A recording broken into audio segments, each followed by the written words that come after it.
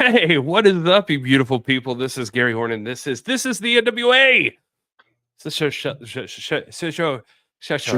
Sure is. Dang. It sure is. It's the show celebrating the past, present, future, history, legacy, and tradition of the greatest pro wrestling entity of all time. Of course, we're talking about the National Wrestling Alliance, and I am happy to be here with Will Martin, no Knox Stinson, because he's on a school bus. He's driving a school bus, and that's all the information that we have. Weird. I wish we had context for that. I mean, we know he works at the school, so I guess it makes sense, but also 9:15 at night, so school's out, buddy. Forever. That's how the song goes. That's what I was going for there. If you didn't know. Oh, Allison Cooper. Love her. Love her. I'm excited also, Devin, that Hammerstone. Ooh, yeah, we got a little taste of that tonight. I could almost feel through the TV Gary just quivering, watching Hammerstone shirtless. My thighs were shaking. Telling us all what his intentions were with the thrill belly. Oh, yeah. It's going to be good. I'm excited about that one. And we got 2 quarterfinal matches tonight from the Crockett Cup. So that's exciting. We're going to get to talk about those. And a big chain match. So a lot of stuff going on. We'd love to know your thoughts. So you could drop those in the chat right here if you'd like, or you can add us at TIPW Show and all the things. So Stock's here. I'm like half a mind to like create a link to this show and just drop it in like the Alliance blog Discord and be like, hey, just join us. see who wants to jump in and hey, Joe Galley's here. Look at that. Joseph. We love it, Joe Galley. He made me happy today. His commentary was a lot of fun tonight. I enjoyed that. Always. Man. You don't understand. So I just want to give props to Will Martin here because he's the one keeping this thing going, because I may have said, hey, let's do this again sometime, and then we did, and then I'm the one who fails to show up on time every single time, and Will Martin gets it going, and without him it would be nowhere. I love it. I love doing this. I love hanging out with the NWA fam. We got to bring that back. I was looking back at some of our older stuff and our hangouts and our pro wrestling history stuff we used to do. And man, it's good to be back. It's good to be back hanging out with our peeps. I agree. I love seeing the familiar faces, the names I know, talking about professional wrestling and my favorite professional wrestling, which is the National Wrestling Alliance. If you are here and you're in the chat and you want to drop the grade you would give this week's episode, I'd be interested to know that. That'd be fun. You could drop it like A through C. We don't want any heat. If you want to do that, you could drop that in the chat. Thank you, WWLTD, for sharing. I appreciate you. Yeah. And that's we're bad at it. I'm bad at it, sharing or talking about it. And that's a good question. You remember Dawn? Yeah, Dawn. What happened to Dawn? I feel like I saw her on Twitter or something recently, but yeah, I don't know. I mean, listen, thank you for sharing that out. Everybody that shares it out, I mean, it's been what, 3-4 years since we're kind of in our heyday of just streaming till all hours of the night, and we're a little more reined in now, but we get all those people back, even if they're not watching NWA, we're talking wrestling, we're hanging out, we're having a good time. Share it out, get people to come hang out. If you still talk to anybody from the crew back in the day, this thing's totally organic, man. We just hang out, and you guys join us, and we find like-minded wrestling fans who love traditional prize fight wrestling, and that's what we're going to talk about tonight, because that's what we got tonight on NWA Powerrr. That's really true. We did get a lot of good professional wrestling, just smash mouth pro wrestling tonight on NWA Powerrr. If you missed it, it is airing every Tuesday night at 8 p.m. Eastern on the Roku channel. That's free. You can just go watch that. You can just like literally type the Roku channel in Google and go to it and then type NWA Powerrr and it'll pop right up. You can also watch it on demand for that matter. So if 8 p.m. doesn't work for you, well, it re-airs at 11 p.m. or it's just on demand on the channel. So you can watch it anytime you want. It's a lot of fun. It's the Crockett Cup season. We're in the quarterfinals. So, you know, what a way to kick off the Roku era, man. Like, you know, I mean, regular quote unquote episodes of Powerrr are good enough, but to kick off this this new era on Roku, going through the Crockett Cup, I mean, that's a treat, man. And it's $0, guys. It costs $0. Go watch it, and then come hang out with us. That's a good Tuesday, man, if you ask me. It is a good Tuesday. I have a lot of fun with that. I like hanging out with you guys and hearing what you think. Dead Kobe's giving it a B-. Liked it fine, but it was a little too predictable. Wonder what you thought was predictable. I thought Jay Bradley was going to beat Wrecking Ball. I love Wrecking Ball. Nothing against him. I thought Jay Bradley's just a little bit meaner and a little wiser, you know, in the ring. So I really was going to give it to Jay Bradley. We'll talk about that match, but I don't know. I guess maybe the tag team matches. I don't even know there. Like Daisy Kill Talos versus the Colóns. That was a tough call. I mean, the Colóns are number 2 seed, but yeah, it's hard to call what Talos is in the ring. Yeah, I mean, we had 3 big matches today, and like you said, except for the chain match, you know, I wasn't too shocked with the outcome of the Crockett Cup matches. So I could see where you're coming from. I did send the link to you, J. Cal. So if you want to, you're welcome. I did. Since Doc didn't show, I said, why not? We miss you. We haven't seen you in a while. We're just the bearded duo right now. So, you know, not that we're not that we're. I didn't even tell Will. So, but I think he's okay with it. I think he's fine with it. So, J. Cal, I don't know, man. He's always he's a little too nice. You know what I mean? Like people that are real nice. I'm suspicious. That's been the accusation for J. Cal. If you don't know who J. Cal is, he runs the Alliance blog, which is a site that has for years now focused solely on the National Wrestling Alliance, and he does a pre-show every week for NWA Powerrr, so you can check that out on YouTube on their YouTube channel. Yeah, we would call it a sister channel, but this is pro wrestling, so it's a brother channel. Hell yeah, brother. Well, I'm going to give him a few minutes and see if he does want to join us. If he does, I'll save the recap for him. But we can talk about it. Will, overall, though, tonight's episode, did you think it was too predictable as we heard here in the chat? You know, I wouldn't say too predictable. I mean, I am a traditional wrestling fan. So to me, keep that to yourself, J. Cal. Yeah, hey man, listen, just make sure that's done before you come on here. But predictability to me is in wrestling, sometimes it's not a bad thing.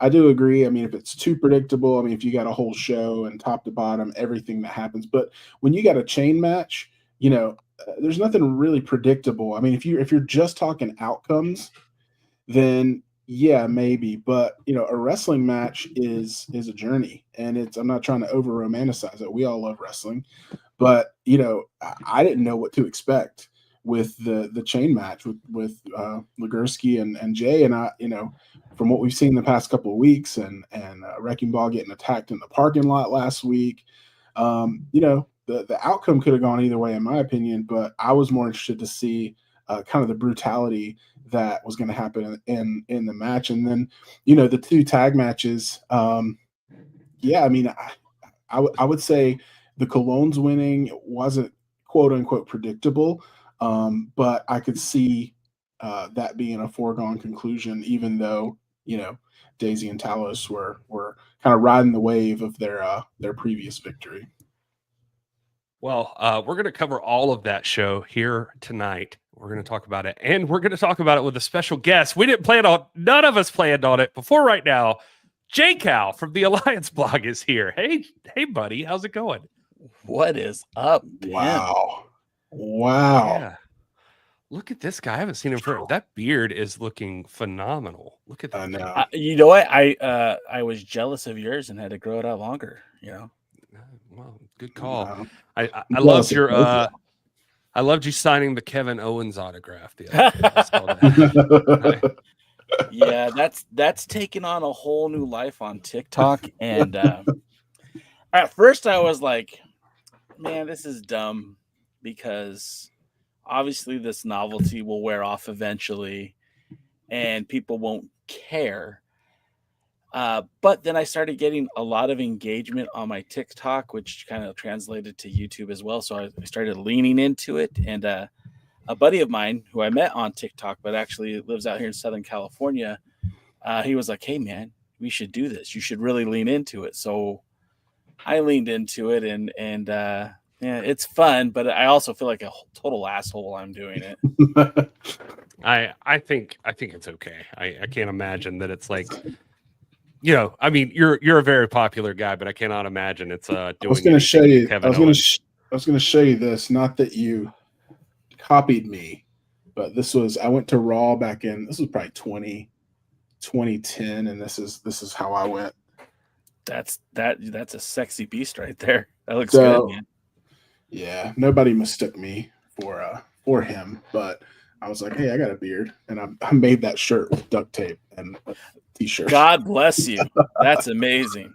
So I wasn't going to spend $35 on a shirt. Are you kidding me? So my dumbass did. Oh, okay, my bad. No, that's good though, because like it was a prop, dude. You got to have the prop, right? That's a business expense for you. For me, it was just for fun. It's for funsies, yeah. We're working on it. You can write that off. I can. I probably will at some point. J-Cal, this was last minute. I don't know if people really realize this, but you did not know I was going to invite you to this before right now. We didn't know Doc wasn't going to show up until right now, so he didn't show up. I was like, "What's going on?" I'm just going to send J-Cal the link and see if he bites. I'm literally sitting on the couch watching Bluey with my wife and kids, and I'm just enjoying some good old Bluey after dinner. And I see this pop up on my phone. I'm like, wait, was this a mistake? And I clicked on it thinking, I'll just jump in anyways. Like, no, let me make sure this is okay, because that would be kind of weird if it wasn't. You know, you're like, oh shit, we didn't mean to bring you on, Jay, but well, since you're here, I guess it's all right. Nah, I was just like, we're used to having 3 hosts on here, and it's a bearded trio, and there's only 2 of us. We need a 3rd beard in here ASAP. So yeah, beard stat. That's what we did. I'm glad you're more than a beard to us, J-Cal. Don't take that the wrong way. It's not just any beard. We wanted your beard in here. J-Cal, tell She's people downstairs, if you want me to get her. Wait. Tell people about the Alliance blog, because I tried to explain it just a little bit earlier, but if anybody happens to listen to this later or is seeing it now, you guys have been covering the National Wrestling Alliance for quite a while, and you do a pre-show for NWA Powerrr, correct? Yeah, man. So the Alliance blog is about an 18-year work of art that I've been doing to celebrate the history, tradition, and legacy of the National Wrestling Alliance. That's copyrighted. Son of a bitch. It's a different order, so you're good. You're good. Am I getting sued? No, it's been kind of like a love letter to the sport that like, I'll be honest, I did not grow up an NWA fan. I grew up in Southern California, so everything that was fed to me was, you know, Vince McMahon's WWF, WWE. And it wasn't until I got a little bit older and I discovered Jim Crockett Promotions, but at that point it was already WCW. They were phasing out, like there was no 10 pounds of gold. It was the big gold belt, and you know, grew up with Flair and the Horsemen and Sting and the Road Warriors, Lex Luger, Dusty Rhodes. And I loved it, man. I got into it. Like I said, I was probably about 9 years old, watching it on the old TBS on the Superstation, and I fell in love. And that's the, you know, I would literally plan Saturdays around how much wrestling can I watch, You know, if I get up early enough on Saturday morning, that I think it was 9:05, so like 6:05 Pacific time, I was watching the Power Hour, and then later in the day, you know, I would watch, you know, WWE Superstars, and then Glow Wrestling, and then in the evening, 3:05 West Coast time, if the Braves weren't playing, watch some more WCW, and that was kind of it. So I fell in love with the NWA for a long time, and honestly, what kind of brought me back to it was seeing Dan the Beast Severin walk into the octagon carrying the 10 pounds of gold. And I said, wait a minute, I know that belt. I know the legacy of that belt. I thought that was the WCW title. I thought that became the big gold. And you find out like, nope, there was still an NWA, and did a couple of deep dives on the old AOL grandstand forums, you know, back in the day. Fell in love with what the NWA was, which was a family of independents working together to promote those three letters and that 10 pounds of gold. And I've been following the NWA since maybe 99, 2000, but started doing the Alliance blog, alliance-wrestling.com, since 2007, and podcasting since 2008. So long time, first time, and it's a lot of fun. It's your website's a good archive for a lot of people for that era of NWA. I feel like when I say this, that people take this the wrong way, and I don't mean it in any negative way, but I just mean like there was an era of the NWA I feel like a lot of people aren't as familiar with, just after that WCW issue and going into where we are now. I mean, you've been covering it for quite a while, so it just with cool stuff like the 7 levels of hate with Colt Cabana and Adam Pearce, and just in that era is what I'm talking about. Like stuff that people should know about that a lot of people didn't see. You can learn a lot about that on your website. There was so much cool stuff that even I missed because of when I came into it, right? Like you just mentioned when WCW left. And I know Dr. Rob affectionately calls that the wilderness era, and that's basically what it was, because at that point, the big publications quit covering the NWA, and the internet was still in its infancy. So there was not a lot going on when it came to the NWA, but there were things happening. Dennis Corluzzo was running in New Jersey. For a while there, you had Jim Crockett Jr. running in Dallas. You had Howard Brody running in Florida, and then Ken Taylor would come in, and Ed Schumann would come in. These are all guys. These are all ghosts of the NWA past. But honestly, Dan Severn doesn't win that title if he doesn't beat Chris Candido and take that belt into the octagon and eventually onto Monday Night Raw. I don't think any of us would be talking about the NWA today. So there's a lot of like really cool stuff. You find out like, that relationship that the WWF had with the NWA in those late 90s. I mean, it wasn't as one-sided as we all thought it was. Of course, we saw Jeff Jarrett holding the NWA North American Championship, and we saw a Rock and Roll Express NWA World Tag Team Champions. They dropped the titles to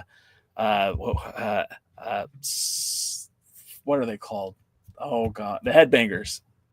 Oh yeah, they lost the titles to Headbangers, and JBL ended up winning the NWA North American title, and Barry Windham was wrestling again, and it was weird, man.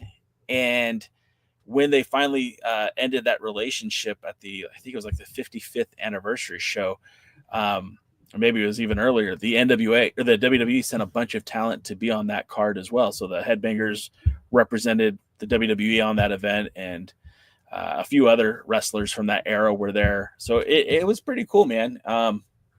It's similar to like what we're seeing now with what the WWE is doing with TNA wrestling and stuff like that. But and that time, that sweet spot when I came in, when the titles left TNA wrestling, that's when I started covering it. Because up until that point, Dave Marquez was running small venues. I say small venues, small arenas in the Southwest. He was running shows in Florida and Nevada, Arizona, Texas. And they were really kind of building up some momentum. They had the TV show here in Los Angeles. They had one on the East Coast as well, NWA on Fire. and all it seemed like a lot of things were happening, and then they got sued for the ownership and a new direction for the NWA, which involved a lot of those NWA. The hierarchy of the old NWA kind of faded away, and then you had guys emerge from the bottom to the top: Rob Conway, Tokyo Monster Kahagas, Jack Stain, rest in peace, Tim Storm, and those guys would travel from Texas and Tennessee to Japan, working in New Japan Pro Wrestling. I mean, geez, we saw Rob Conway defend the 10 pounds of gold on Wrestle Kingdom. That was pretty mind-blowing. So, yeah, a lot of great stuff that has happened, that I covered. And, right now I think is a very exciting time for NWA fans. I agree with you. And, yeah, I see in the chat too, guys like Sam Retro dropping like so many different memories from that era. That's really cool. You mentioned Sabu. I will say I was lucky enough to I went to I can't think of the name of the festival now in Charlotte, or no, it was near Greensboro. It was it was right up the road from. Yeah, maybe it was the Gathering, and there I took my 10 pounds of gold right back over there. And I met Sting and Ric Flair and got them to sign it, and also Sabu.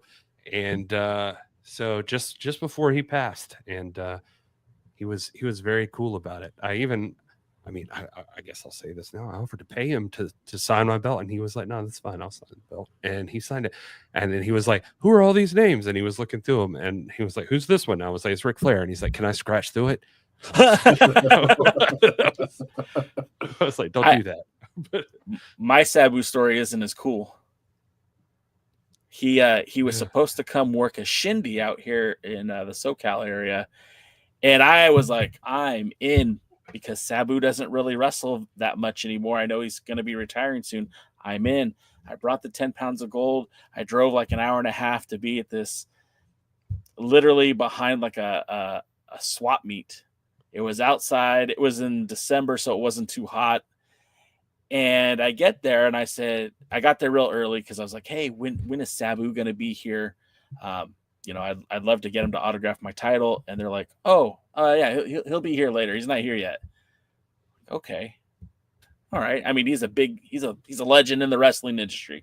Of course you give him some grace. He doesn't have a call time. He shows up when he wants to. Completely understand. And I'm sitting there, and they start announcing the event, and then they even say, and later in the evening, Sabu. And I'm like, no. Okay, cool. So I'm sitting there, and we're just past intermission, and there's no sign of Sabu. I get on my phone, and I message him on X. Hey, you're advertised for this event. Are you coming? He goes, oh no, I'm hurt. I'm not going to show up at all.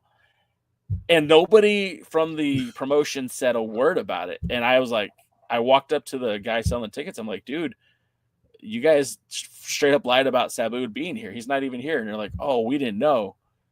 I'm like, how do you not know? And so like, I was like, well, how about a refund? They're like, well, you've been here for most of the show. I'm like, all right, I left, never to return. Sabu was really cool and messaged me and said, hey man, the next time I'm out there in Southern California, just track me down. I'll sign the belt. It's like, sweet, man, sweet. He came to GCW unexpectedly. Didn't expect him. Didn't have the belt anyways.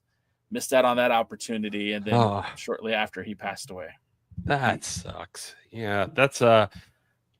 That's got to be the first time, probably first and only time a wrestling promoter has lied about somebody being there. You think? Well, it's funny you say that. I was gonna say, what's actually interesting about that story to me too, though, that's cool, is that Sabu was like replying to you, and the promoter is like not being honest, like right there in front of you, but Sabu is like keeping in touch with you on DMs.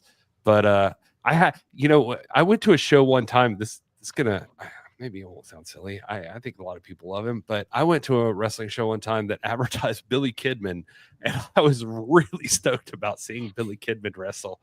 And it was the similar thing. Like, he was not there. He did not show up for the thing. That's a real random specific person. But yeah, I loved Billy Kidman. I the love one that Billy Kidman back in the junior heavyweight or WCW. Well, it was the junior heavyweight. Yeah. I'm also really enjoying the memes where he's kind of resurfaced as a Caitlin Clark lookalike. Have you seen those? I have not, but that totally tracks. That's awesome. Yeah. So yeah, man. Back in the day with the white tank top, I won't call it what we called it back then because it's not PC. But you can't say that anymore. And the jorts, yeah, just rather not. But you could call it a ribbed tank top. Ribbed tank top, yes, that flows for her pleasure.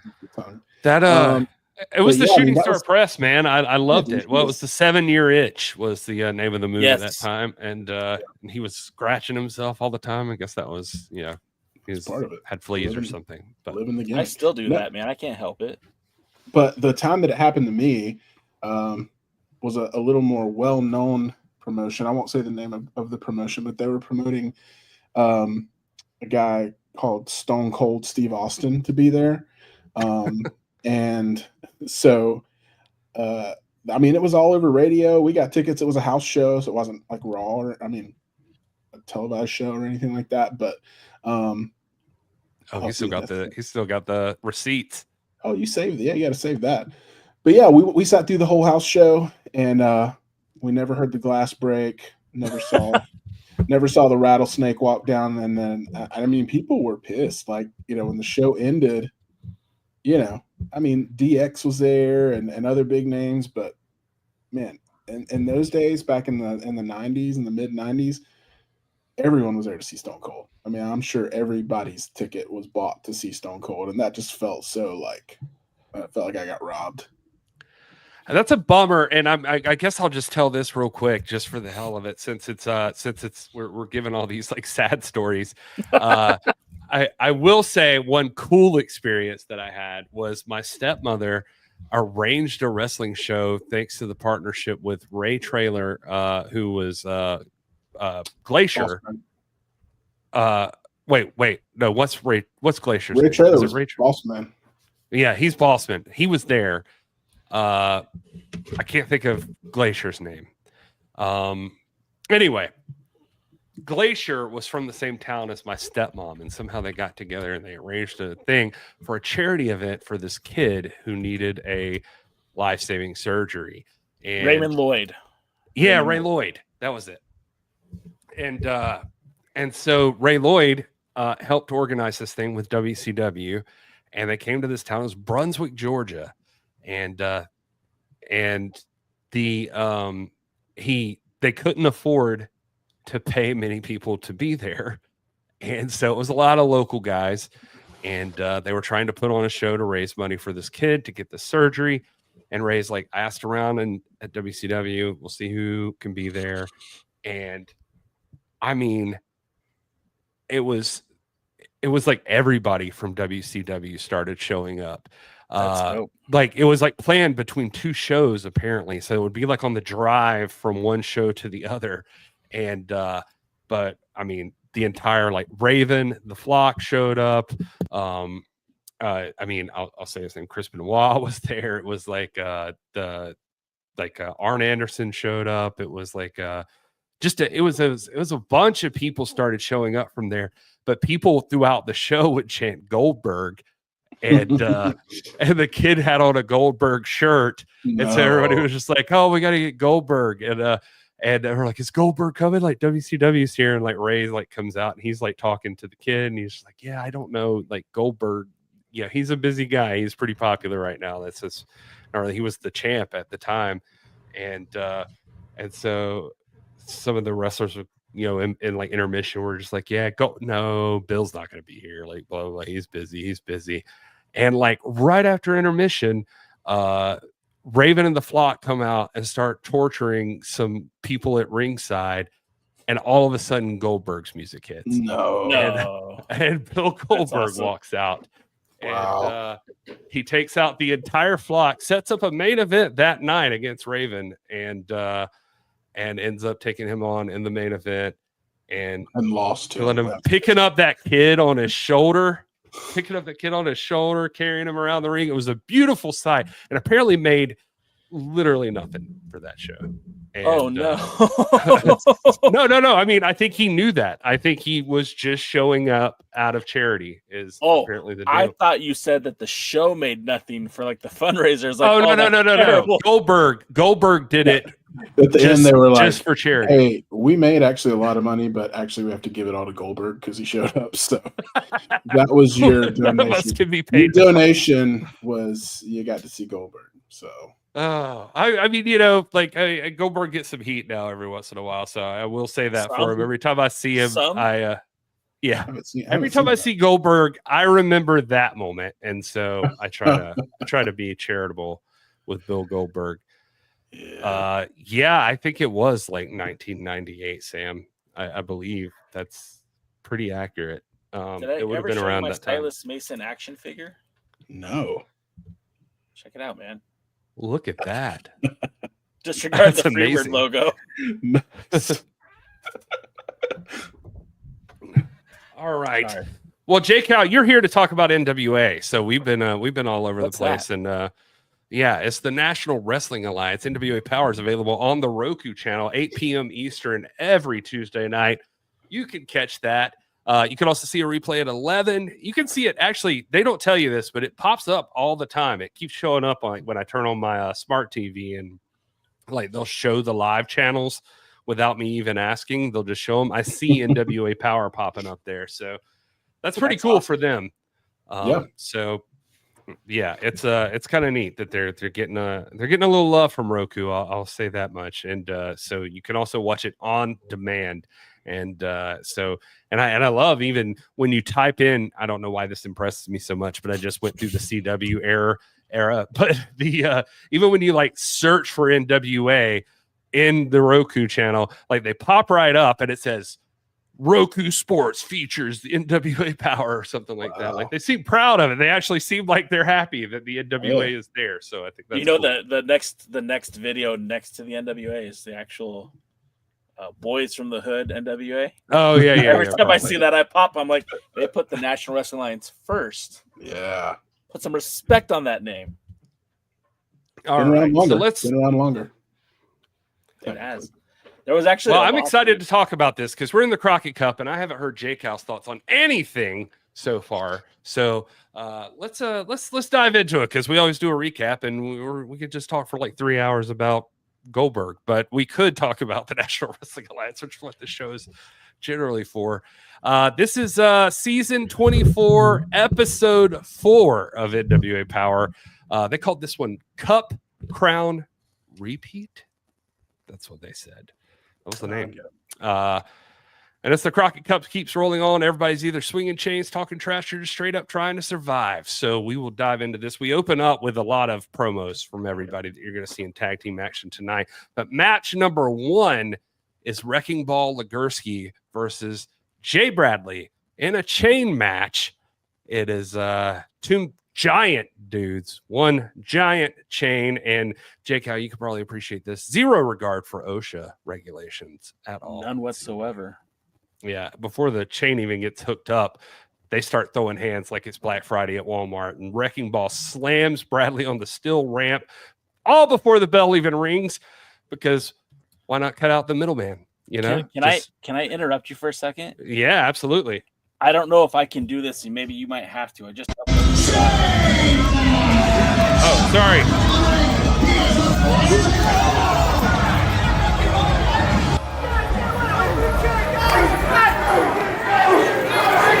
Jay, were you there? I didn't even know you were there.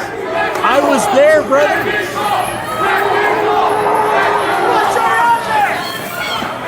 Look at them go.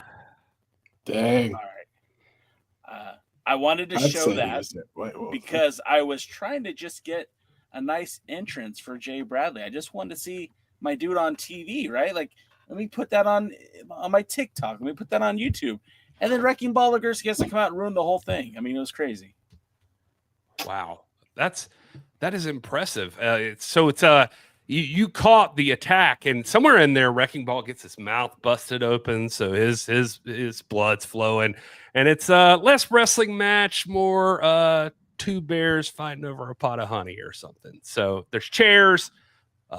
Bradley's pulling off this second rope dive that I thought was going to win it because he looked like a refrigerator doing parkour. Like he's just diving on top of Wrecking Ball with chairs stacked on top of him. But in the end, Wrecking Ball says, "Hold my buffet plate," and wraps Bradley in a steel chair and squashes him flatter than my uncle's recliner cushions. That's it. Just a big splash and it's over. And the winner, Wrecking Ball Legursky. I did not call this one. I thought Jay Bradley had it in the bag. What did you guys think? I really kind of felt like Wrecking Ball would want revenge after being attacked in the parking lot. I mean, he's kind of a loose cannon anyways, so he, that's why I wouldn't say I'm totally surprised. I mean, yeah, Jay Bradley's mean, he's tough, something to prove, but it wasn't shocking to me that Wrecking Ball came away with it because, after that kind of sneak attack, I mean, he's just kind of foaming at the mouth to get back at him. But I mean, this match was crazy. I thought, they started. It's one of the few matches I've ever seen where the bell rang and they weren't even in the ring yet. I mean, they put the chains on them on the ramp and then the ref rang the bell.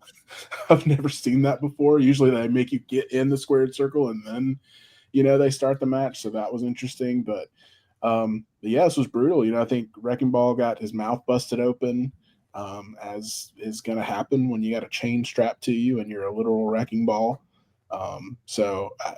It was brutal. I saw in the chat someone said big meaty matches, and like this was the definition of big meaty men slapping meat. Like being there live, they weren't pulling much back, and it was they were all over the place. I was surprised that the cup didn't get knocked over because I mean that table itself wasn't all that sturdy either. But man, those guys were just going at it, and my hope is that it's time this officially puts the nail in the coffin for the Fixers. We could send Jay Bradley on his way. We could send Wrecking Ball on his way, and hopefully they meet down the road for some sort of title. But I very much enjoyed the match, and it fit perfectly in the house of hardcore. Did you? So you're not a Fixers fan? Because I like the Fixers. I thought the Fixers were a fun team. I actually hoped for some more from them. I do feel like they weren't ever serious enough for like world title contention, which sucks. But I liked them paired together. I never had a problem with them as a tag team, but I feel like things become stagnant if they're the same thing for too long. And as a tag team, they kind of stopped being interesting around last year's Crockett Cup, to be perfectly honest. They weren't used in a very effective manner. Like, go look at their win-loss records as a tag team in the last year. I don't think they won a single match. And I don't think Jay Bradley's a bad wrestler. I think he's a really good wrestler. I think he would make a very good potential contender for the television title. Wrecking Ball Legursky has a ton of charisma, and I feel like putting him with Bradley, not that they have to carry anybody's weight, but I think the sums are greater than the whole on this part. I think if we divest the Fixers, yes, you lose a solid tag team, but you get two perennial challengers for your national title, for your TV title, and could be built up to potentially be challengers for the world's heavyweight title. And there isn't a lack of tag teams in the men's division for the NWA. We're seeing that at this Crockett Cup. They put a few guys together that really worked well. I'm not going to miss the Fixers as a tag team, not because they weren't good, just that they got stale, and it's time for them to go away and learn a move or do something different on the main roster. And whatever it is, I want to see what's next. Yeah, I agree with a lot of that, especially from the tag team perspective. There's some tag teams that you never want to see apart. You know what I mean?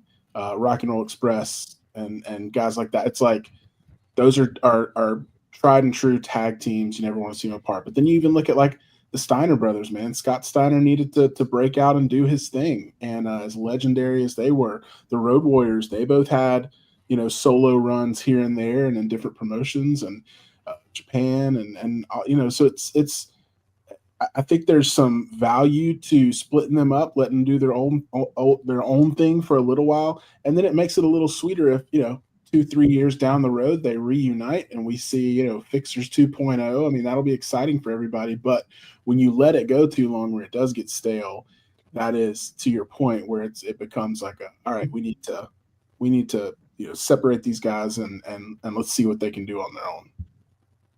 All right, fine. I'm sold.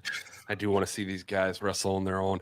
I do think both of these guys have potential as singles competitors. Don't get me wrong. I just I really thought they were fun as a tag team, but I'm with you. I would love to see Brian Idol face Jay Bradley for the TV title. I would love to see the national champion Mims against Wrecking Ball Legursky for the national title. And those are two matchups that don't happen if the Fixers are still as a tag team. Yeah. Okay. All right. That makes sense. Yeah. Ooh. And the slam that Wrecking Ball did in this match was Mims' finisher too. It was the big strong slam, basically, right? So I think, yeah, interesting. So we could see that happen. Right after this match, we get a Thrillbilly Silas Mason, a replay of last week. He's out there trying to convince Mims to step aside and just hold off. Let me go after the world's heavyweight championship after whatever happens in this triple threat that's coming up.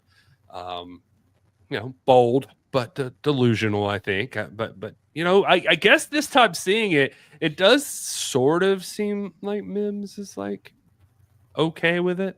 Like he's okay with the idea of Silas and Mims main eventing at some point. I don't know. Maybe that's just me. I think he's got probably a lot on his mind. I mean, he's got a match with Maxie Impaler coming up. Other stuff going on. So, I mean, and that's no shade on Thrillbilly. I mean, we talk about it in the NWA all the time. I mean, titles matter in the NWA. And so Mims currently holds a title in that national championship. And so, he's got his own set of battles. Because people are gunning for his title. So, Thrillbilly kind of has the, I don't want to say advantage, but he has the convenience of really he can be laser focused on the world title right now, on the 10 pounds of gold. Whereas Mims, he's got, other things going on. He's got title defenses he's got to worry about. And yes, he can, at any point step up and challenge for the 10 pounds of gold. But I think right now he's got his hands full with other stuff. So he's just a little more preoccupied, I think. They're saying in the chat, J. Cal, that Mims and Wrecking Ball have wrestled for the National Heavyweight Championship already. I'll be happy to look that up. I could be mistaken. Lord knows that my memory's not perfect. Yeah. While you look that up, we'll talk about we did see the Lost sulking around backstage with the Sinister Minister, James Mitchell, who looks like what these guys like he's their like goth youth pastor or something. Like it did happen at Hard Times. Okay, so there you go. Look at that. The chat coming through. So yeah, Hard Times. You had that match, and Mims came out on top. It's Hard Times, Daddy. Yep. And anyway, James Mitchell says the lost in the Crockett Cup, but they're going to set the NWA on fire. So we'll see, I guess. And then you get the slime balls popping up. Salty about losing last week to the Immortals, but weirdly they say they're rooting for Kratos and Odinson, which I was just like, this, like, I don't know. It feels like Jerry just saying like, I hope Tom stays healthy because I really want him to chase me around again later and knock me around a little bit. They remind me a little bit of like my 7-year-old. He's a little better now. When he was like 4 or 5, and any of you guys have had kids, they have no like what's the word, like survival instinct. They'll just jump off stuff and like and all wrestlers I think to an extent have that. You have to really to get in the ring and put your body on the line. But man, when I was watching those guys talk tonight, I was just like, man, I don't think they know quite the severity of what they're saying. And so it's probably a lot of raw emotion. I mean, that's pretty much, those guys are made of raw emotion. So it makes sense. But yeah, I don't know if that's the tree you want to go barking up right after you just lost to him. Yeah, the slime balls. It took me a long time to get them, and you guys, if you haven't been watching for a while, like I'm not a big Carson Drake fan, and by proxy, I wasn't a big slime balls fan. But after the butt whooping they took from Murdoch back at Hard Times, then to come to the Crockett Cup and steal the victory in that battle royal, and then to upset bracket bust everybody by eliminating BFT. Man, those two boys really manned the F up lately, and it's hard for me not to root for those guys after you see that that they put a lot into it, man. And I'm not in love with them by any stretch of the imagination, Sage or the other guy whose name I'm forgetting at the moment, but I do really like the moxie that they had, and I love the fact that Sage went right up to the biggest dude in the room, Odinson, and slapped the taste out of his mouth. That was such a statement. It's sure he got his butt kicked, rightfully so, but to come out there and man up in front of everyone in that ECW arena, I mean, I thought that was brilliant, and I kind of hope it leads to a face turn for those guys. I feel like the last live NWA show I was at was the one where Knox and Murdoch like knocked them around the room for over and over again when the slime balls kept coming back. And after it was over, I remember saying, the slime balls are popular now. Like the slime balls, like even with the crowd that was in there, I was like, those people love the slime balls. Like you just made them seem like the toughest little dudes in the business. Like they look good. I mean, even though they couldn't win. And I feel like everybody I talked to about it was like, I don't know, they're just so unlikable. I was like, okay. But they seem, I don't know, it's tough not to get behind them, that they keep getting back up and coming into the ring and just challenging Knox and Murdoch, the two top dogs in the NWA. But anyway, I feel like wrestling is a business where obviously being big and winning and that kind of stuff is respected, but also just being tough guys is respect. Yeah. And that's a couple of tough kids, you know what I mean? And so, I mean, it's hard not to respect them in that regard. All right, and we'll move on to the next match. But I just want to say hello to Fiona, who is in the chat. Thank you for being here, Fee. It is so good to see you. It's been forever since we talked to you. It's late where you are, and apparently had a bad dream.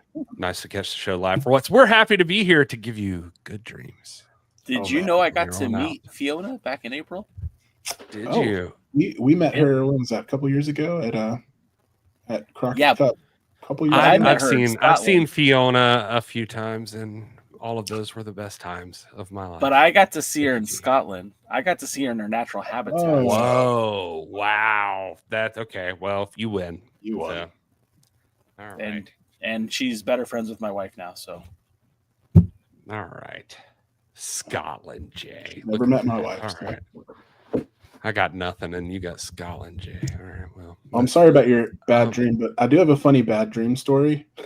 Oh, nothing better than telling people about the dream you had. It wasn't my dream. So, funnily enough, I have found myself at a point in life where I am now a Cub Scout den leader. I was sort of guilted into this because my son is a Cub Scout. And last night was the first night, and so I'm in charge of the Wolves, and that's second graders. And so I was trying to wrangle, a bunch of second graders to try to get their attention and, I don't know, teach them about wilderness and all this kind of stuff. And so this, how kids are. This one kid was an oversharer, and he was like, "What time is it?" And I was like, "Oh, it's 7:30." He's like, "I got to go to bed." And I was like, "What are you talking about?" He's like, "Yeah, I have to go to bed early because, I have trouble sleeping." And I was like, "No, I don't know that because I just met you, but what are you talking about?" And he was like, "Yeah, I have a lot of really bad dreams that my parents die." And I was like, I'm not Wow. equipped to have this conversation. Like all the other kids are like looking at him, and one kid's like, "My grandpa died," and I'm like, "Whoa, this is getting out of hand." Oh And no! he's like, because he's like, "Did you know that anybody can die at like any age?" And I was like, "Okay, does anybody play Minecraft? Like, do you guys like Minecraft?" Like, it's just like, Candy and oh soda. my gosh. So yeah, I met his dad afterwards, and I was like, "Hey, thinking about you." That is rough. I'm glad that wasn't me. Sorry. Yeah, I was questioning a lot of my decisions at that point, but you know, I'm in it for the kids. I just want to address this Make in the them happy. chat. That Dead Kobe is saying Gary ignored me in Cleveland, but I did meet Kyle, Joe, and Tim. I don't remember. I mean, obviously, I didn't meet you, so I wouldn't remember meeting you, but it was definitely not on purpose. I have never ignored anybody on purpose in my life, especially anybody that knows my name. So I'm sorry. There was happened. one person I ignored. He was certified, so I didn't want to mess with him. I don't blame you for ignoring him. I didn't ignore him, and that's You paid the price. wow. That may be the person I regret. Yeah. Sometimes you need to ignore. I almost regret even saying it out loud here, just so that there's the potential that I'll hear from him ever again. Let's see. So that was at the original Saw win, and I'll just go on record and say this too. I know that Saw Win was not a popular show. I'm not in any way associated with the National Wrestling Alliance, so I feel okay with saying this. I know that everybody seemed to hate that show. That was literally the best time I've ever had at a wrestling show. Like, I loved that wrestling show.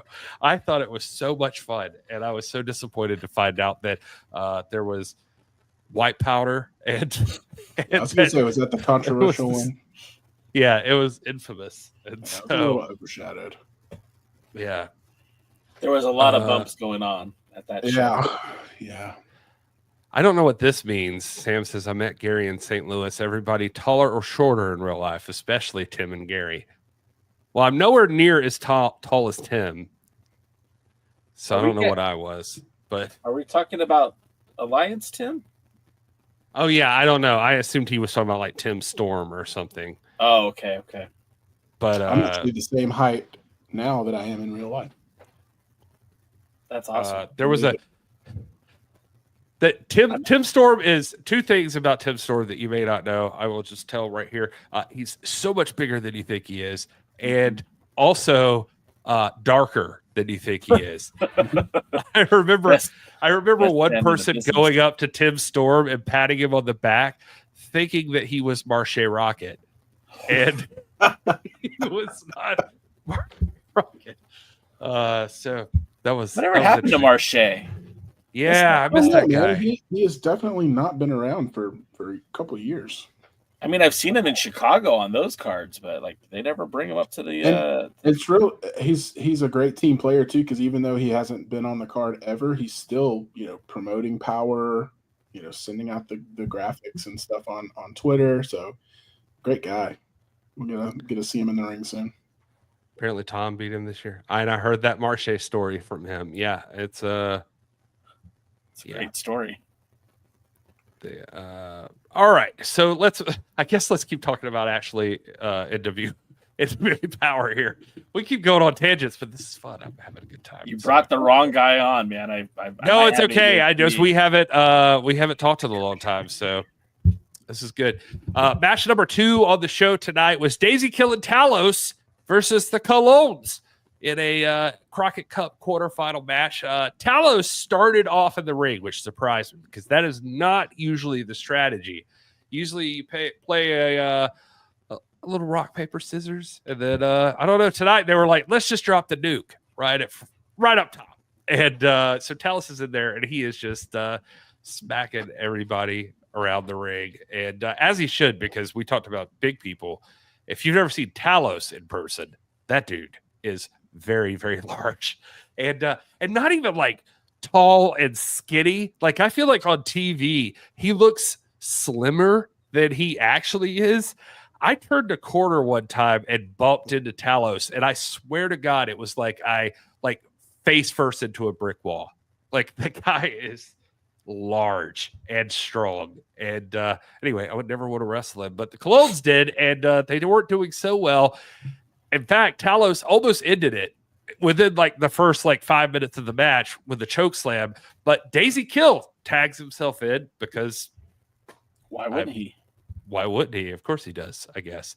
The Colóns used that opening to chop Daisy down like a discount Christmas tree. And Talos tries to come back in, but eventually, basically the story of the match is he gets yeeted off the apron when they drop kick him. And Primo and Epico hit Daisy with a backstabber plus a frog splash combo. And they get the win.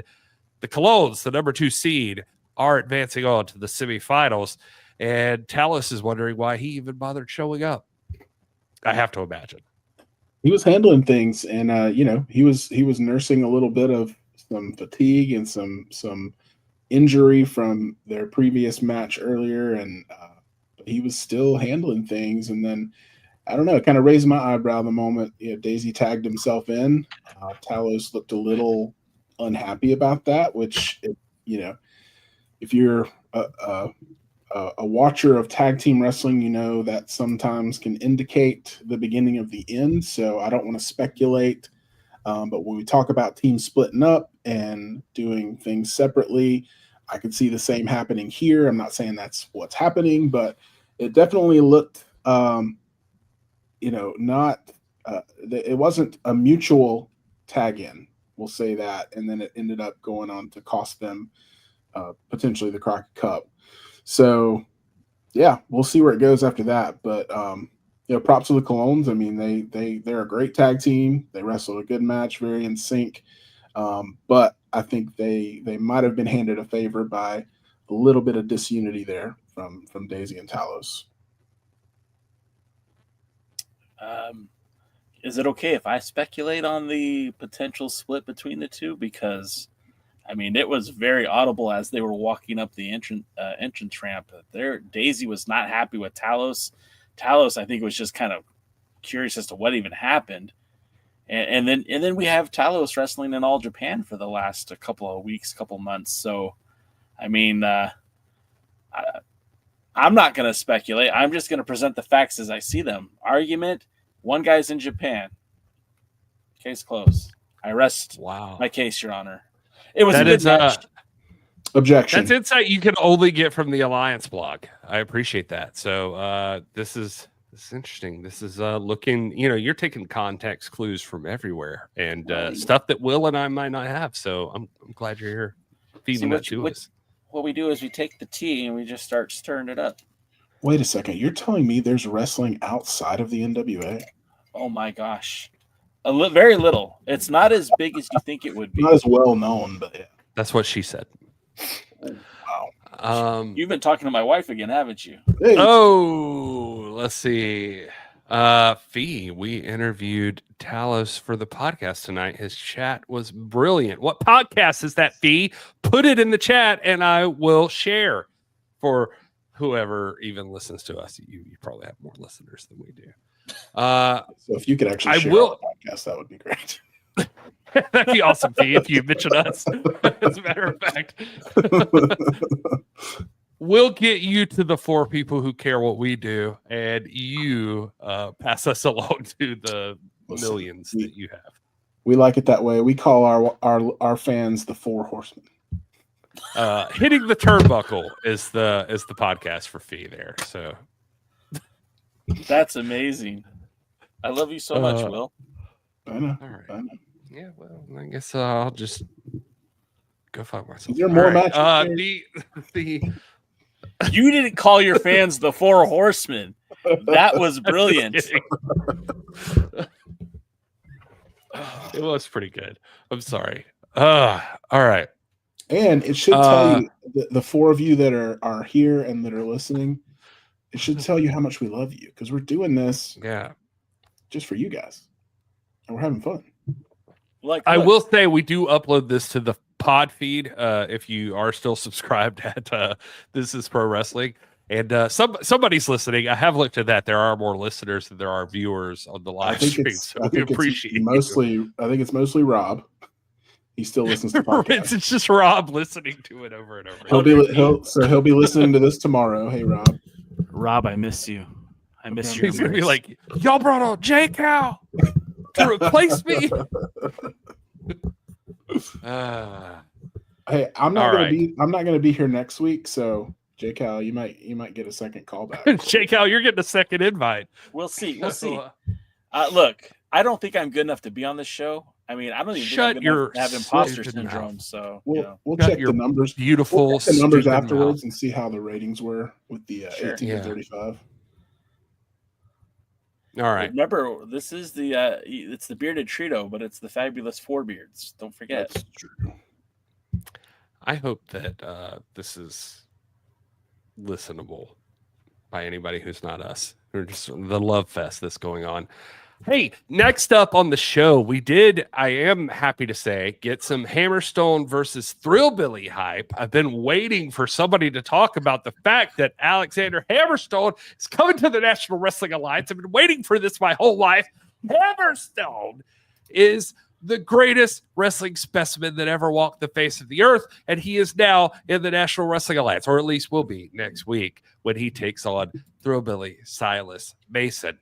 Silas Mason cuts a promo like he's a Baptist minister. He's just saying, you're clanging and banging, and I know how much you're going to work out. You drop weights like it's your last day. Your heart's beating on earth, and next week it will be. And pretty firm words. Hammerstone replies by looking as only Hammerstone can, like the human equivalent of Mount Rushmore with abs. And he tells Silas he's been all over the world. This ain't his first rodeo. Silas is done. So we're going to see next week what happens when Hammerstone takes on Thrillbilly Silas Mason. I don't know if you guys have predictions. I'm excited to see that, to be honest. And it feels like at this point, if you followed our show from back in the olden times, we used to stream on Sunday nights, and we'd go into the wee hours of the night, and we'd hit a certain point where Gary would just be shouting Hammerstone over and over, and he just became the biggest fanboy. So as soon as he came on TV, I was excited for Gary, because I feel like this is like his childhood hero or something.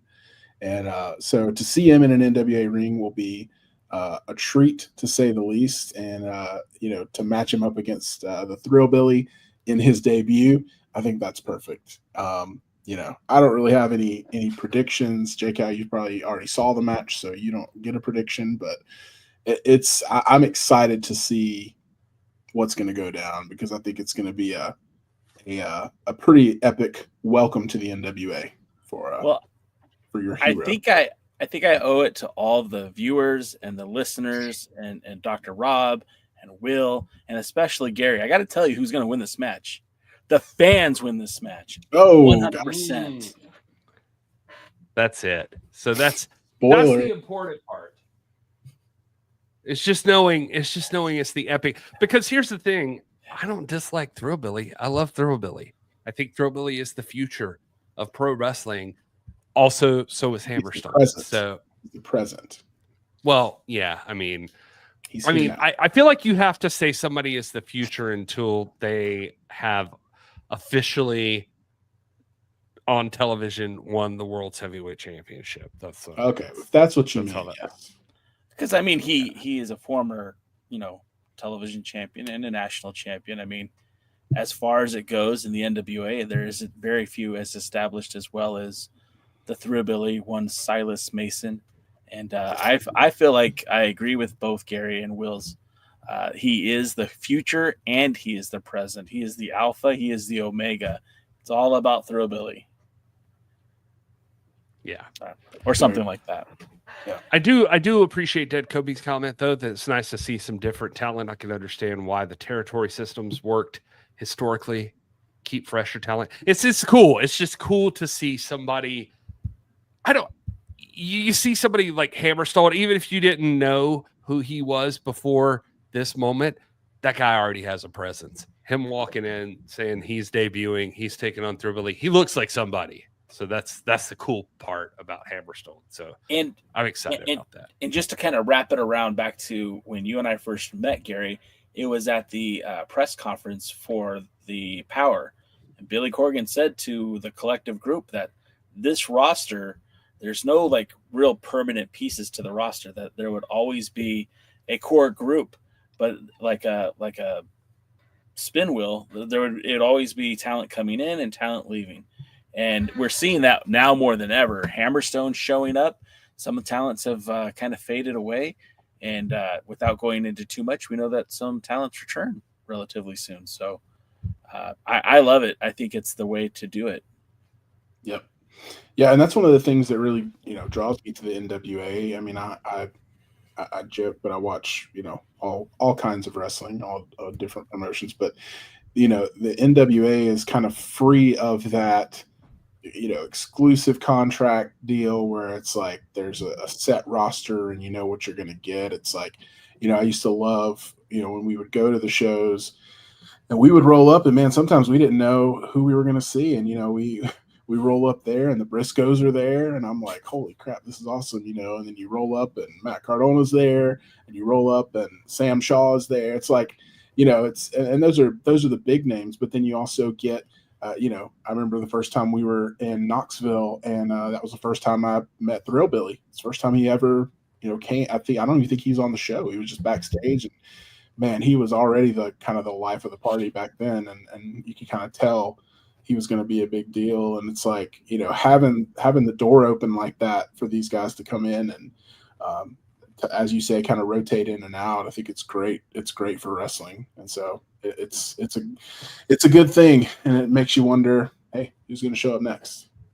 The cool part too is that with the National Wrestling Alliances, like you don't even know for sure who you're seeing, and like right now, for example, literally last week, I think I may have told you guys this. I don't remember if it was on the show, Will, but I was hanging out with some friends and somebody was like, man, I started watching WWE and my favorite wrestler is LA Knight.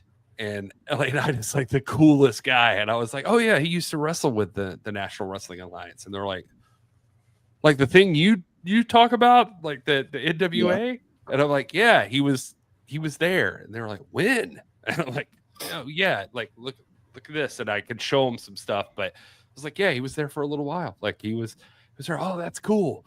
And I was like, Adam Pearce and Nick Aldis, those guys, former world's heavyweight champions, Cody Rhodes held that title. They're like, what? Yeah. Really? Yeah. Like they wrestled there?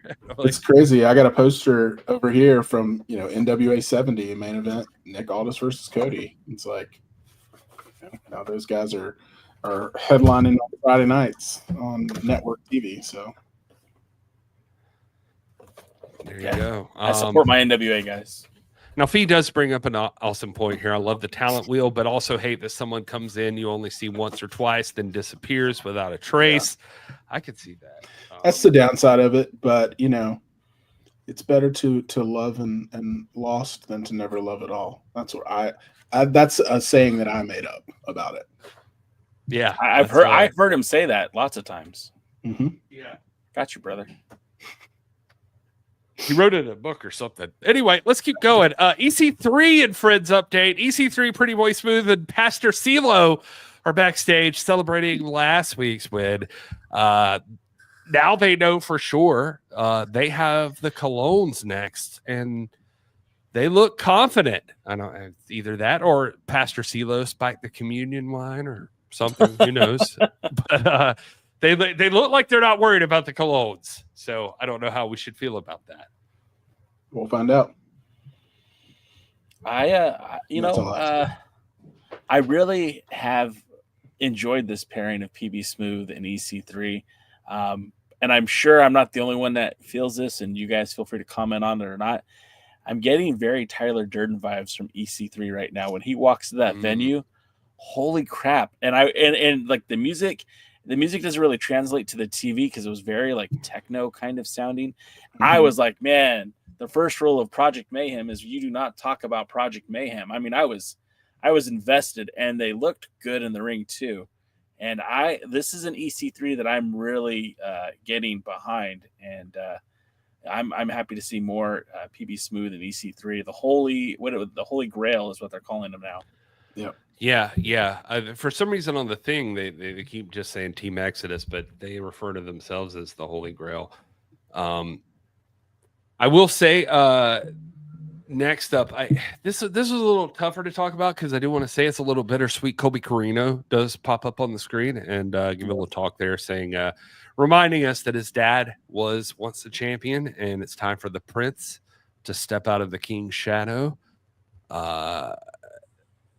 You know, but if you're following along online too, you want to send love and prayers to Colby Carino. Like he's dealing with some stuff right now, and a major injury. So anyway, I don't know. We'll blur the lines just for a second to say that Colby Carino is one of the best dudes in pro wrestling, and he's I wish him the best. And so it's exciting to see him and to know that we've got another match to see him in action. That's going to be a lot of fun.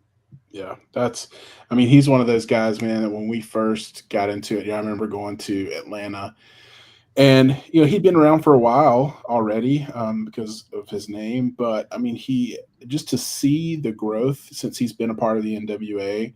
I feel like in the ring, he was always great, but he's gotten even better. And then on the mic, and just him as his personality and how it's coming through, he's really come a long way, and it's really cool to see. That's why I hate to see the injury and the recovery and everything he's going through now. So definitely well wishes to him, but excited for what's to come that we're going to get to see here on NWA Powerrr. Nicely said. Good dude. Hopefully he heals quick and fast, and maybe can return to the ring at some point. Yeah. All right. Well, we'll move on from there into the main event of the evening. Mike Mondo and Slade take on Knox and Murdoch, the World Tag Team Champions and the #1 seed in the Crockett Cup. We're in another quarterfinal match.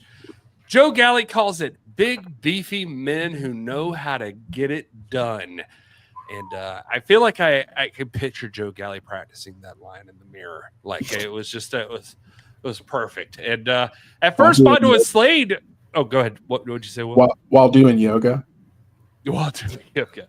At first, Mondo and Slade shock everybody by working like a well-oiled demolition crew. Quick tags, crisp moves, legit chemistry. I think Knox and Murdoch will call it sleep. Wait, J. Cal's giving me the timeout. He disagrees. All right, I'm ready. No, not a disagree. But I got to call this out to Will, because I know our favorite tag team are the Steiner brothers. Yep, because this is our bond, and they came out wearing those singlets that were very Steiner-esque. I was like, we have our Steiners now. Let's go. That's in my notes, because we've talked a little bit in the past couple of weeks, J. Cal, about putting. And it happens every year at the Crockett Cup, and Knox and Murdoch are a good example. But taking two singles guys, putting them together in a team for the Crockett Cup, and sometimes you get lightning in a bottle, and I feel like that's what we've got with these guys, and that just kind of solidified it for me, because I had the same thought. Of course, anytime I see somebody wearing the wrestling headgear, I'm always kind of reminded of the Steiners. And so tonight I was just definitely, and their teamwork together was really reminiscent of the bros. So I was excited. I hated to see them not pull it out, but the #1 seed's the #1 seed for a reason, and the world champs are world champs are hard to overcome. So that's kind of the thing, is like I'm watching this and I'm like, wow, Knox and Murdoch got caught sleeping. We're not ready for these guys. These guys are better than they thought they were. They thought they had an easy first run here in their first match in the tournament, and I don't know. I hope they capitalize on this with Mondo and Slade, because they looked like $1 million here at the first part of this matchup to me, and they looked perfect together. And that you said it, Jay, is lightning in a bottle here with these two if they want to run with it. But then Trevor Murdoch gets tagged in, and he went full, like, I don't know what's going on in his eyes. He was like Florida man in a mugshot. That's what happened with Trevor Murdoch. He just it was downhill from there for Mondo and Slade. Knox and Murdoch flipped the switch, land the high low. They remind everybody why they're champions. The winners, Knox and Murdoch, of course, they advanced the number 1 seed in the tournament, the world champs for a reason, as you all already said. But I still stand by the Mondo and Slade should still team up because those guys are great together. Yeah, I think they should continue on and, see where that goes, because, we've talked about you kind of got the rotating door as well of tag teams. And I feel like, they could have a good shot, especially in the U.S. tag picture or something like that. Just try to work their way in there. And, if what we've seen in this tournament is any indication, I think sky's the limit for them as a tag team. I just remember Mondo. I think it was Knox, but it might have been Trevor, and I can't remember exactly right now. But the vertical suplex, just holding up this giant of a man, and you're like, Mondo's huge, but Mondo isn't that big. But Mondo is huge, and he's literally got this guy for at least a 5 seconds standing up vertical suplex, and I'm like, this dude is on a whole new level right now. And more Spencer Slade, more Mondo. I think Slade has been one of the most underutilized guys on the roster. I'm glad that he's in a more serious gimmick right now. Mm-hmm. I prefer to see him be a serious challenge to any title. I mean, they were talking about using him in the junior heavyweight division. I don't love that. I feel like maybe he is a junior heavyweight legitimately, but he looks so much bigger than everyone else in the division. It just doesn't pass the sniff test. But Mondo and Slade as tag champions, US, world, whatever. I'm a believer in these guys. I can't wait to see what's next for them. Yeah, and after watching this match tonight, I mean, they're going against the world champs, and it wasn't a blowout by any means. It was not a foregone conclusion when the bell rung, and so that alone kind of shows you, all right, they're hanging with the top of the ladder right now, the top of the food chain. So we may have something here. Oh yeah, I mean, you saw that right up top. Like, I mean, the champs, they didn't take them seriously enough. It was an error for Knox and Murdoch to walk in there. And I don't know how you'd look at those two guys and not take them seriously, but I just think they probably were thinking like a lot of us were, two guys thrown together. We've been a team for long enough. We're the world tag team champions. We got this. And these two, I mean, because it's one thing for you to be really good as a singles competitor or look really good or be strong or be fast or whatever you are, but to be a good tag team. Mondo and Slade acted like a tag team. They looked like a legit tag team in this matchup. And so it made me excited to see more out of them. I hope that the National Wrestling Alliance management or whoever controls that, Billy Corgan, whoever, was watching that and was like, we gotta keep these two guys working together for a little while because there was some chemistry there. So I mean, the end of the episode, I would just say there's a lot of blood, a lot of chaos, tall dudes making bad decisions. Trevor Murdoch went feral at one point, peak NWA Powerrr. But, I mean, we saw, when I was asked for ratings earlier, I mean, it ended up probably at a B from the chat. I don't know what you guys would say. We'll find out in just a second. But next week, we got Big Strong Mims defending the National Heavyweight Championship against Max the Impaler. Pray for that guy. And Hammerstone finally steps into the NWA ring against Throwbilly Silas Mason. Bring popcorn. I'm ready for that one. I'm excited about it. But what are you guys' thoughts about the whole episode overall or anything coming up next week? I thought it was great. I mean, you know me, I'm, just all the Crockett Cup. Give me all. I mean, I could go for tag team start to finish. So I love these episodes where, we're getting a heavy focus on these tag team matchups. And next week it's looking like it may be a little less tag team heavy, and maybe we're gonna have to wait a couple of weeks for some of these semifinal matches for the Crockett That's a good Cup. point. But yeah, tonight was great. I mean, I think I would say B plus. Just good matches. Like we talked about, nothing as far as a result, nothing super surprising, but key takeaways for me, Slade and Mondo looking like $1 million, Wrecking Ball, showing out and beating Jay Bradley, and quarterfinals are shaping up. I mean, you talk about semifinals, matchups. I mean, we've got Immortals and Knox and Murdoch next, right? I mean, come on. Like that's a dream match, no matter how you cut it, no matter what arena you put it in. So looking forward to that. And then what's the rest? The Colóns and Exodus. The Holy Grail. Yeah. So, I mean, awesome semifinals coming up. Any team could take it all, and it wouldn't shock me. So, shaping up to be a great tournament. So we have to be genuine with how we rank our shows, and I'll be the first to admit that I've been very critical of the NWA as of late. Hard Times was a hard watch, but I have been very, very impressed with the Crockett Cup. Being there live to watch the event, I thought it was the best NWA show I've seen in years. And to put that into perspective, we don't see all the clips and the behind the scenes footage on the TV tapings when you're there live. So seeing it, you're seeing it again, it's almost like you're seeing new stuff. You're seeing it from a different angle, and the shows have still been really good. It's not an A for me, but a B I think is a fair grade, and I think that's where the NWA is at right now. I think that means that there's more good a coming. I feel like the NWA is really starting to lock in. This is the fourth really solid episode of the Powerrr from the 2300 arena for the Crockett Cup.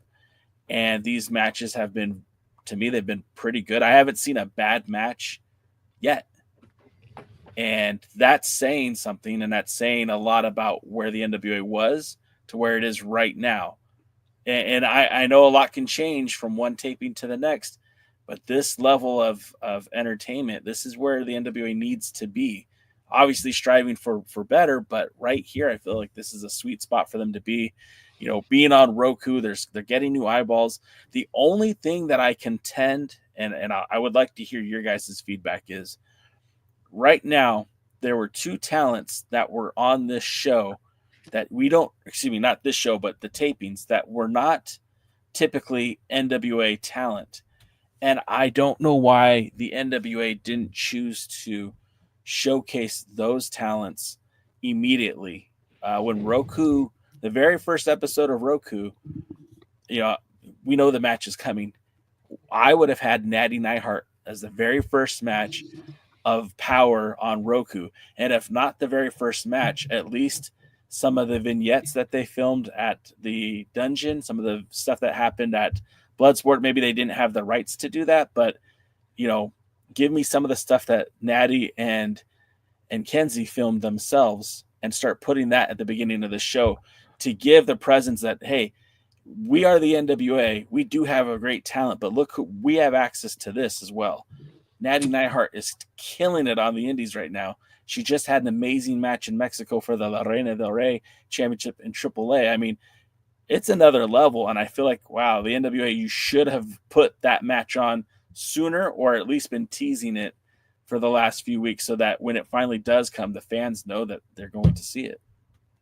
I agree. I mean, she had a women's intercontinental title match last night on Raw against Becky Lynch. So I mean, she's a top tier no matter what promotion or TV show you're talking about. So we've talked a little bit about that. I mean, I have similar complaints about not seeing Tom Latimer and the 10 pounds of gold every single week. I feel like, I mean, Ric Flair didn't wrestle every WCW Saturday night, but he damn sure walked out there and talked to Tony Schiavone. You know what I mean? It was just that presence. And so I would like to see more of that in line with what you're talking about. And so, hopefully we get there. I know I talked a little bit about it last week, but with the Crockett Cup, there's a lot going on. I mean, it's a big tournament, and I do appreciate the focus that they're putting on that. But I think once that part of NWA Powerrr on Roku is over, we're probably going to see it even out a bit, and hopefully start seeing champions more frequently, and seeing that kind of stuff, more in the spotlight. Yeah, of course. I maybe I'll speak out of turn here. I don't know. I don't know where reality ends and wrestling begins or whatever. But I will say,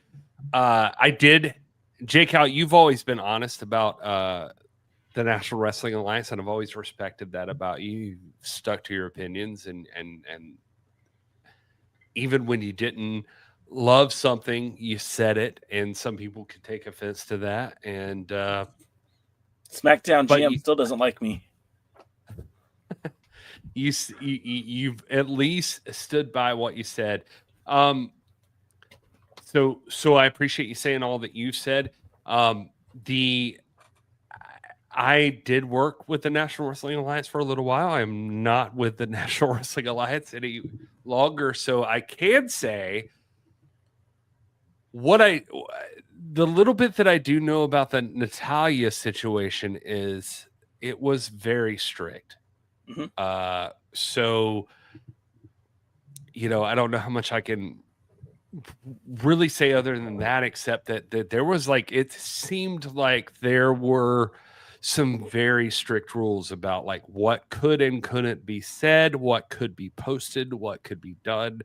And so I have said this already on the show. Why are we not talking about Natalya? Why is Kenzie not talking about Natalya? Where's this World Women's Championship match that we should be concerned with, because Natalya Neidhart could be coming and taking the Burke, but nothing's happened there. So even if it's Natalya, that there's restrictions placed upon by other companies, you'd think we could at least work around it by using somebody else discussing it. So do you think that they're going to show the match, or do you think that's what I was about to ask? Because there's a chance I may not. What you just said is okay, maybe they don't. She could appear on the show. Surely they're going to show the match. Surely they're going to show the match. I can't imagine that we're not going to see the match. But maybe it's just that's what you could show. I don't know. I'm speculating. I'm not a part of those discussions. So I'm guessing that you'll at least see the match. Maybe again, I'm talking too much. I don't know. I don't know. Well, I don't know. Hey, I know a place you could watch it if they don't. That's all. Okay. All right. Well, now who is the other one we were talking about? I'm sorry. I'm trying to think of where else I was going with this, but I mean, at least with that one, I know that you have to think there are restrictions there, and so that's probably why we're not seeing more about it. I do wish we saw more of Tom. I agree with Will there. We saw him on the first week of NWA Powerrr, and we haven't seen him since. Tom Latimer should be on every show, or at least every other show. Tom Latimer is the world's heavyweight champion. I need to see who the top dog in the NWA is. I 100% agree with that. Do you remember how they used to use the Pope as TV champion? When he was the champion, he would wrestle 1 week, defend the title, and then the next week there would be a number one contenders match and he would be on commentary. That's what I want to see from Tom Latimer. I don't necessarily need to see him cut a promo every week. I don't necessarily need to see him in the announce booth all the time. But let's get him some FaceTime with the fans. And I don't want them, and I'm using this loosely, I don't want them to Aldis him. He doesn't have to be Nick Aldis. He doesn't need to be on every episode. He doesn't need to be in our face. What he needs to be is Tom Latimer as a world champion scouting potential opponents. He needs to be, making an appearance to the fans. Hey, welcome to Crockett Cup. This tonight is not about me. It's about the tag team tournament. Enjoy the cup. I'll be watching just like you guys, or something like that. Just to keep him on camera without forcing him down our throat. It's a fine line, I understand, but no, you just reminded me of what I was thinking of with the Natalya thing that actually slipped my mind. I'm sorry. Is that you mentioned the stuff they were putting out on social media, the things that are happening between Kenzie and Natalya that you could watch for free on Instagram. Wow, why is that not a part of this? That's interesting. Like that feels like it should be a big part of everything that you see. Yeah, at least that can't be restricted. I wouldn't think, but I don't know. At least with Rhino, who I think you may have been alluding to earlier too. At least we're getting week to week like a Rhino is coming promo. So at least a bit of a tease there, even if he's not appearing on screen himself. But yeah. One more point with Natty, and I can understand if there's like the previous footage they can't use, or the WWE is very controlling on what kind of footage is going to be able to air on Powerrr. But I mean, there was a part where Natty was part of the VIP package signing autographs. That would have been a perfect time just to have an altercation. Just hey, Kenzie comes out and says, "You're over here signing autographs like you're the champion, but I'm the champion." Something simple, and just something to kind of create a little bit of controversy. Maybe another shove. Maybe more of a NWA controlled environment. But again, that I don't think that happened either. So we'll just have to take what we get and be grateful for it, because it is a killer match when it does happen. I'm excited to see the match. It just seems like a lot of the focus is moved on to Natalya Markova already with like Kenzie Page, or at least in the discussion on the show. But we'll see. We'll see what happens. Could Natalya Neidhart take the World Women's Championship? And if she does, then everything changes. So I don't know. Anything else you guys want to talk about with this show, or Crockett Cup predictions, perhaps? Do you know who's going to win? We know what do we got? The Holy Grail, the Colóns. We got the Immortals, Knox and Murdoch. If you had to call it right now, not you, Jay, you were there, so we get it. But Will, if you had to call it right now, who would you say?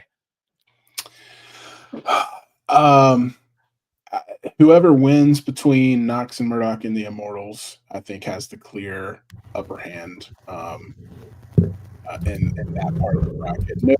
No shade at all to Holy Grail or the Colóns. I just feel like the top of the bracket is super strong, and so that would be my prediction going forward. Yeah, the Holy Grail. That's what they are. Yeah. We've been calling them that the whole time. That's why they keep calling themselves. So why would we not call them that? Yeah.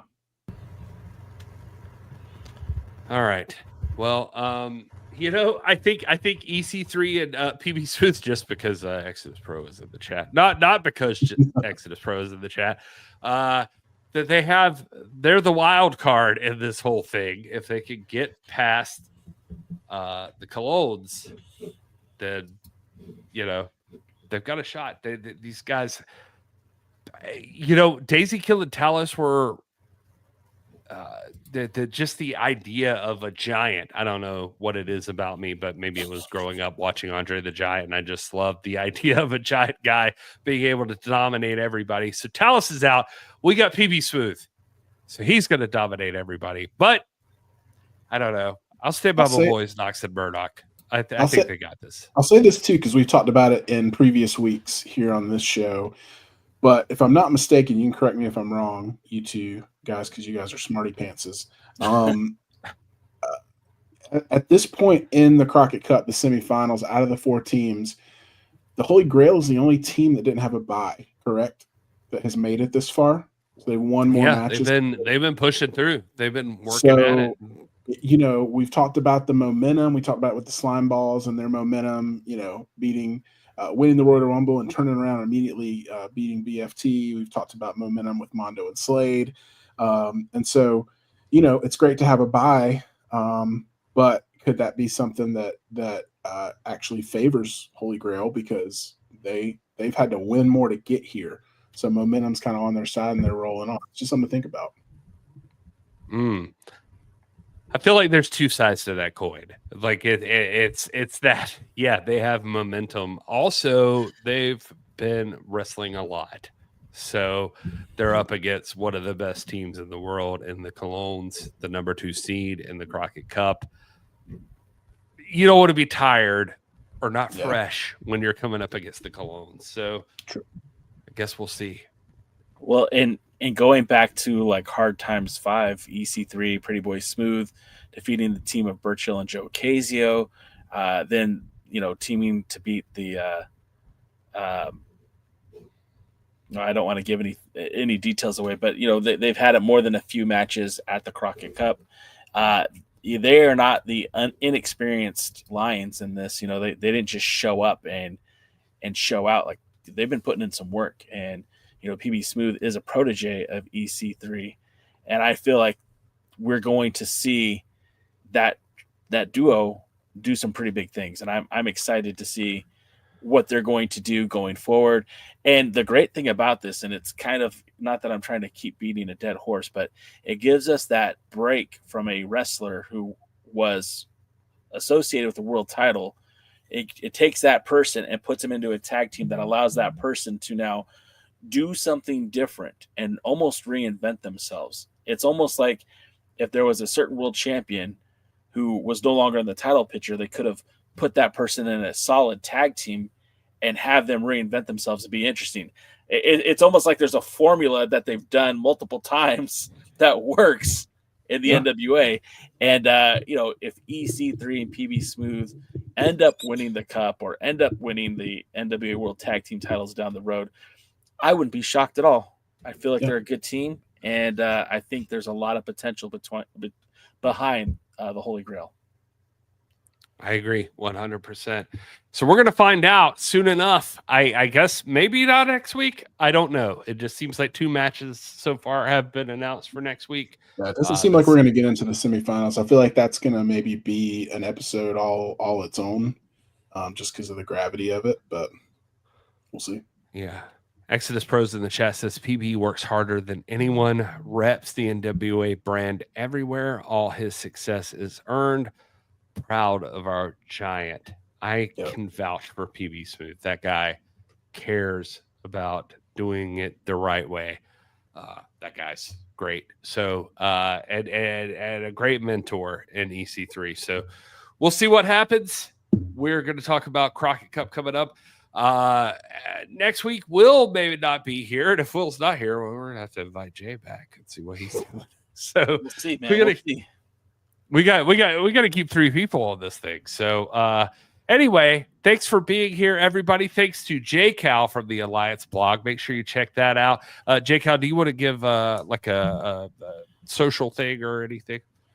So we're everywhere at the Alliance blog, and I mean everywhere. So go ahead and check out Tumblr, in your Pinterest, Under Your Bed, Farmers Meat, OkCupid, whatever the sites are, we're there. I just found a new one. That's where I found you guys. OkCupid, yeah. I think it's Scoops. I found a new one today. I'm on Scoops.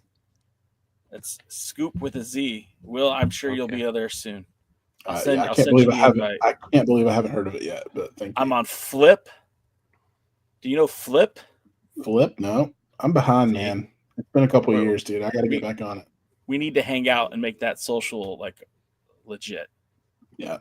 Well, you know, and I won't speak for you, but we might have to bring the hot tag back, man. I was watching some of those the other day. I don't know if you know, they're still on our YouTube channel. There's a playlist of those we used to do. So Go check them out. Shout out to Fee and hitting the turnbuckle. Shout out to the hot tag. I'm sorry, I didn't mean to step all over that. No, that's fine. Shout out to Exodus Pro Wrestling. Exodus Pro Wrestling is awesome. If you guys aren't watching it, they're their last several live shows have been on the NWA YouTube channel. You should check those out. They've got some awesome wrestlers in Exodus Pro, and we hope you'll check those out. Check us out next week when we come back after NWA Powerrr airs at 8 p.m. Eastern on the Roku channel. That's you can watch it on demand too. So if you 8 p.m. doesn't work for you, I watched it earlier. Actually, I watched it like 6 p.m. So just saying. Anyway, anything else to add, you guys? You still pass the gravy cake? No, I was gonna say it now, right after this. Thank you for being here. We appreciate everybody who showed up. Until next time, enjoy your gravy cakes, people. See you at the